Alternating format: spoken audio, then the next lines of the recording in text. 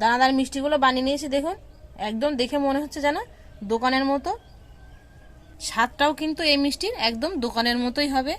নমস্কার বন্ধুরা, সুপ্রিয়া কিচেনে আবারও আপনাদের সবাইকে স্বাগত জানাই আরও একটা রেসিপিতে। আজকে বাড়িতে খুব সহজেই সুজি দিয়ে একদম দোকানের মতো দানাদার মিষ্টি বানাবো। তো প্লিজ বন্ধুরা, আপনাদের কাছে পুরো ভিডিওটা প্রথমের থেকে শেষ পর্যন্ত দেখার অনুরোধ রইল।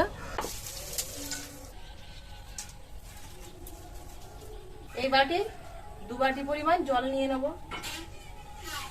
জলটা হালকা উষ্ণ গরম হয়ে গেছে, এবার পাত্রে ঢেলে নেব। এখানে 1 পাতা গুঁড়ো দুধ নিয়েছি, দিয়ে দেবো এই জলের মধ্যে, দিয়ে গুলিয়ে নেব। কড়া গরম হয়ে গেছে, কড়ার মধ্যে প্রথমে এখানে 1 বাটি সুজি নিয়েছি, দিয়ে দেবো আর 1/2 বাটি পরিমাণ ময়দা। সুজি আর ময়দাটা খানিকক্ষণ ভেজে নেব। সুজি আর ময়দার যে কাঁচা গন্ধটা আছে সেই গন্ধটা চলে গেলে মিষ্টিগুলো বেশ খেতে ভালো লাগবে। সুজি আর ময়দা থেকে বেশ একটা সুন্দর গন্ধ ছাড়ছে। এবার এর মধ্যে দুধটা দিয়ে দেবো আর দিয়ে দেবো 1/2 বাটি চিনি।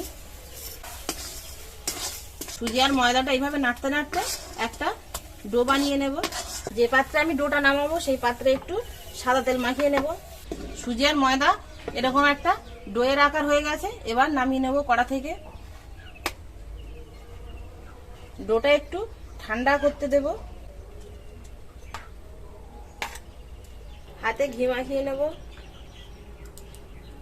সুজির ডোটা ঠান্ডা হয়ে গেছে, মাখিয়ে নেব।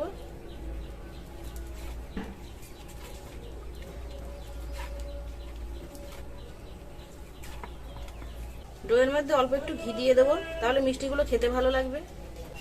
হাতে তালু দিয়ে চাপ দিয়ে দিয়ে এইভাবে খুব ভালো করে মাখিয়ে নেব।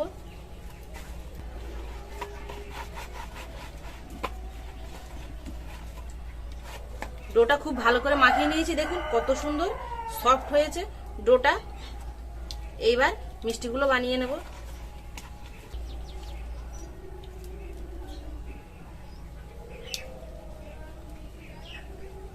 ডোয়ের থেকে অল্প অল্প করে কেটে নিয়ে এইভাবে গোল করে নেব। দেখুন কতটা সুন্দর হয়েছে মিষ্টিগুলো, কোথাও কিন্তু ফাটা নেই। এইরকম নরম হাতে খুব সুন্দর করে পাকিয়ে নিয়েছি। সবগুলো মিষ্টি একইভাবে বানিয়ে নেব। মিষ্টিগুলো সব বানিয়ে নিয়েছি, দেখুন মিষ্টিগুলো কতটা সুন্দর হয়েছে। একটাও মিষ্টি কিন্তু ফাটেনি, সবগুলো মিষ্টি এরকম খুব সুন্দর গোল হয়েছে। আর 1 বাটি সুজিতে অনেকগুলো মিষ্টি হয়েছে। এবার চিনির শিরাটা বানিয়ে নেব। এই বাটির 2 বাটি পরিমাণ জল দিয়ে দেবো আর দিয়ে দেবো 1 বাটি চিনি। চিনিগুলো গলে গেছে, এবার এর মধ্যে 2টো এলাচ ফাটিয়ে দানা বের করে গুঁড়ো করে নিয়েছি, দিয়ে দেবো। তবে এখানে চাইলে আপনারা এলাচ ফাটিয়েও দিতে পারেন, তবে দানাটা দিলে ফ্লেভারটা পুরোপুরি মিষ্টির মধ্যে যাবে। চিনির শিরাটা খানিকক্ষণ জ্বালিয়ে নিয়েছি, দেখুন চিনির শিরার মধ্যে বেশ একটা চটচটে ভাব চলে এসছে। এবার এর মধ্যেই মিষ্টিগুলো দিয়ে দেবো।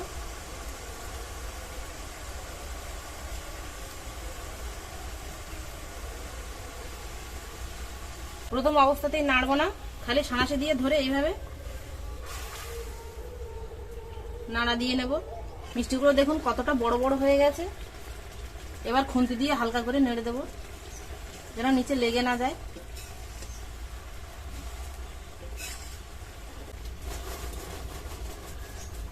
চিনির রসটা কিন্তু দেখুন আস্তে আস্তে এরকম প্রায় শুকিয়ে গেছে।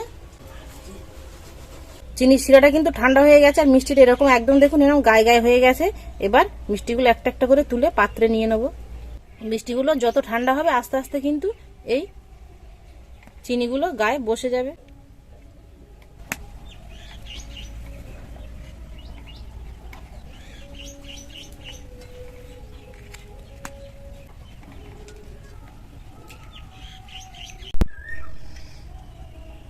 দানাদার মিষ্টিগুলো বানিয়ে নিয়েছি, দেখুন একদম দেখে মনে হচ্ছে যেন দোকানের মতো। স্বাদটাও কিন্তু এই মিষ্টির একদম দোকানের মতোই হবে। এবার একটা আমি আপনাদের কেটে দেখিয়ে দেবো যে মিষ্টির ভেতরটা কতটা সুন্দর হয়েছে।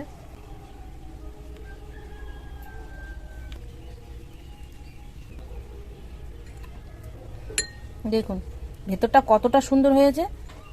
মিষ্টির দোকানে দেখুন দানাদারের গায়ে যেরকম এই যে মিষ্টিগুলো লেগে থাকে, ঠিক সেরকমই লেগে আছে। আর এই মিষ্টিটা খেতে কিন্তু একদম দোকানের স্বাদেই হবে।